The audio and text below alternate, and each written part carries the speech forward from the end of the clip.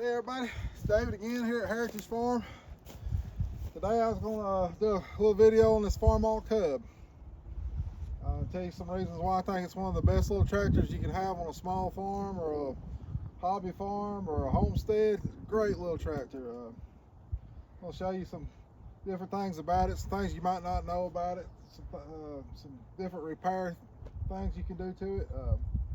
Overall, I think it's one of the greatest little tractors ever built. All kinds of attachments you can get for it. They're really cheap tractors right now. You can buy them. You can buy one running for less than $2,000 with some attachments. You can buy one not running probably for $800 or something, $1,000. They're pretty cheap. You can still get all the parts for them. Pretty much anything you need you can get for them. Just all around a great little tractor. Especially if you're just starting out and you want something to do a garden with. One of the best garden tractors ever built in my opinion.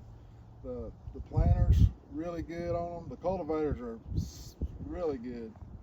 The tractor sets all set. A lot of people don't like them because the motor and stuff sets to one side. Looks a little funny, but the way they designed this is where you got a clear side up here when you're driving that you can see everything you're doing. When you're cultivating, you can do really nice work with it. So I really do like the Cubs. They're easy to work on. Anyway, I'm going to show you a few things about these little tractors in case you're looking to buy one. Some things you can look for that might be a problem. These tractors are bad about cracking right here. If they ever freeze, they're going to have a freeze crack right here. You'll see a lot of them that's been repaired, so if you're going to buy one, make sure it ain't cracked right along here somewhere, even up under here. Bad about cracking there. That's one of the big things you see with them. One thing I always do on one is these, a lot of times people run them without oil or they go to leaking and the bearings get bad or stuff, but you can check your bearings by just trying to grab a tire, just rock it, push on it, pull on it, see if you got any slack in your wheels. If you move the wheel back and forth, you got bearing issues in there, so you always check both of your wheels and make sure they're not loose. Make sure a lot of times they'll be leaking oil around them. That's no big deal, you know, just keep oil in them as long as the bearings ain't totally gone in them, they're fine. If you buy one thing I would recommend, especially if it's been sitting outside, is first thing you want to do is change this oil in your transmission. These things, if they sit outside, they're bad to get water in the transmission that leaks around this gear stick. And one thing I'd do is I would take this top off the transmission and clean out. You got some little gutters on the side of the transmission here and here, and when the oil splashes up, it runs back down to your bearings. It's got a little tiny hole in the front and the back that lets you oil your bearings. Them things gets caked up with just crud stuff. Just get all stopped up, and usually the bearings will quit oiling after if they ain't been cleaned out in years and years. So I would clean that out, flush it all out good, make sure your little oil holes are clean, fill her back up with some fresh oil. And don't worry about it if it's noisy, especially in first gear, reverse. A lot of times they're gonna make a lot of racket because these things are old. They've been used a lot, but it ain't gonna hurt a thing if it's making a little racket. Most of them will. You don't hardly ever see one that's real quiet anymore. But I would check that. If you got one and it's running and you have to run it on choke or it don't run as good as it did, it's a real simple fix right here. Take this little screw right here out of your carburetor. Turn your fuel off, take this little jet out right here. It's got a little tiny hole, it's like a needle size. You're gonna need to clean that thing out. They'll get stopped up occasionally and you'll have to start running it on choke a little bit or it won't run. Or if you got a tractor that's real cold natured and it just won't, you have to run it on choke for a long time before it ever heats up, and then it'll finally start running. These things have got such a small hole in there that they're really good on fuel like that, but sometimes I have taken these things out and I drill them just a little bit bigger. I mean just a little bit. You have to buy a specialty set of little drills to do it. But you can ream one out just a hair. You can take a torch cleaning tip and just run it back and forth and just ream it out just a little bit, and that will improve it the way it'll be cold, running it cold, especially if you got one you're just going to run it for 10 or 15 minutes here and there and cut it off, that's a good thing to do, and it'll make it perform a whole lot better. But these things are great on fuel. They don't burn any fuel.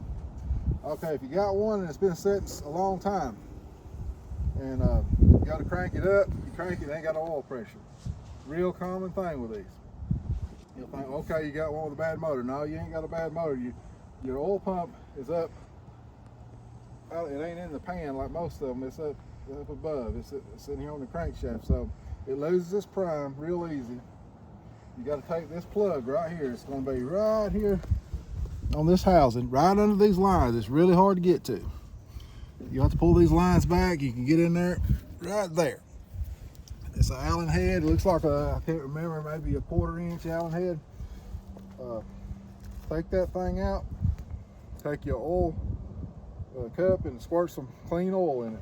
Pump it full, and usually one time we'll do it, screw the plug back in there, and then start it up and see if the oil pressure don't pick up. If it don't, try it again. You might try it 2 or 3 times. A lot of times it'll work the first time, but that's a real common problem with them. And I've seen lots of them people would get rid of or think they was no good because they went to crank them and they had no oil pressure and they said, oh, it's got a bad motor. No, usually these things don't go bad that easy. The more common problem you run into is just wore out, no compression and stuff. So yeah, if you get one you want to crank, if you're going to buy one, make sure it ain't just smoking really bad and got low compression. If you got a hand crank, you can turn it by hand and just make sure you got all 4 cylinders. It feels like it's got even compression on it. That's good. You always want to check the oil, make sure it looks clean in one. And another problem you run into with these here is you got your little hydraulic lift pump right here on the side of your motor. It runs your hydraulics right here. Now these things will go to leaking a lot of times, and a lot of people will run power steering fluid and stuff in these tanks right here. And if it goes to leaking, all that oil is going to go inside your motor, and that's not good for your motor. So what I recommend on one of these real old ones is run some type of motor oil in this right here.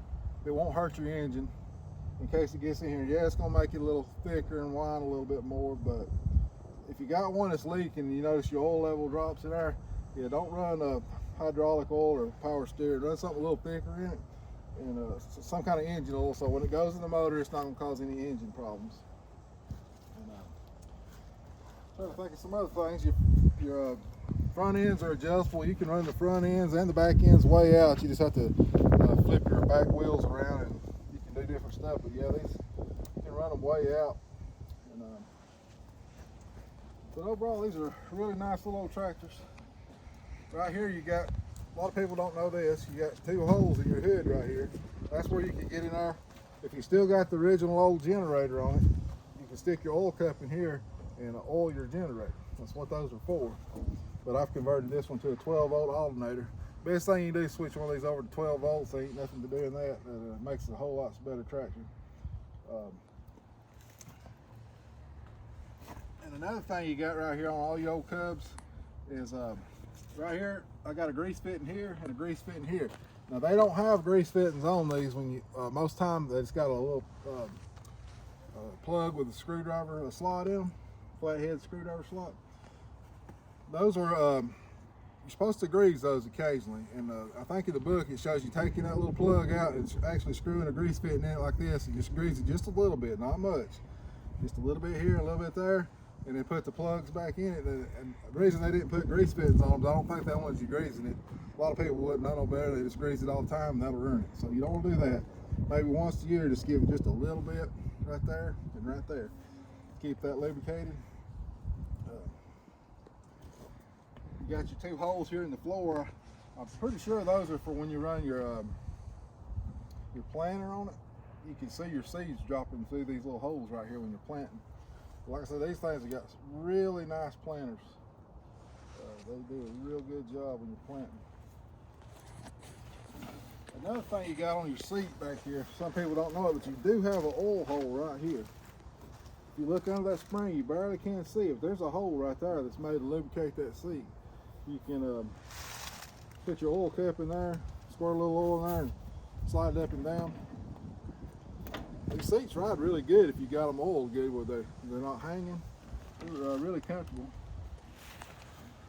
And right here on the back of your seat, you got this little block right here. I'll show you right here. Now when your seat gets to wobbling too bad, a lot of times you can take this little block off and you can flip it upside down and stick it back on there. If it ain't never been turned, that'll tighten that seat up a little bit where it ain't so loose. But there's lots to these little tractors, but they're really simple. One thing I'll tell you on the brakes on these, the way these brakes are designed, they work great going forward, but they never did work really good in reverse. So be careful if you're backing off a hill or something, one of these things. Just realize if you ain't never been on one, your brakes ain't gonna work too good going backwards. They'll work, but they're not good. You're gonna have to really mash them hard. That's if they're good brakes. So, especially if you buy an old one and the brakes ain't real good going forward, you ain't gonna have any brakes going backwards. So remember that if you start down a hill backwards or something, be careful. And they will turn over fairly easy. They're not as bad as you would think they are, but I've seen a lot of them that have been turned over because they're kind of narrow. The way I got this one set up for cultivating, it's pretty narrow. And the motor is on one side offset, but then you got the driver weight here kind of balances it back out, especially if you're a big boy like me. But anyway, overall, this is one of the best little tractors I think you can get if you got a little homestead or a small farm and you want to do a lot of gardening and just chores. You can get so many different attachments for these things. I should have brought my book out here and showed you some of the things you can get, but pretty much anything you want, they made it for these little tractors. Hard to beat one just because they're so cheap and you get all the parts are still available and most anybody can work on one. You don't have to be a really good mechanic to work on this. You can figure it out. It's not very hard. Not very hard to do at all. So anyway, trying to think of anything else to tell you about them. I can't think of nothing right offhand. But I believe if you try one of these things out, you'll really like it. If you ain't sure, find somebody that's got one and go ask them about it or drive it or check it out. I think you'll realize once you get one of these on a small farm, you'll really like it. Anyway, I appreciate everybody watching. Thank you. We'll see you later.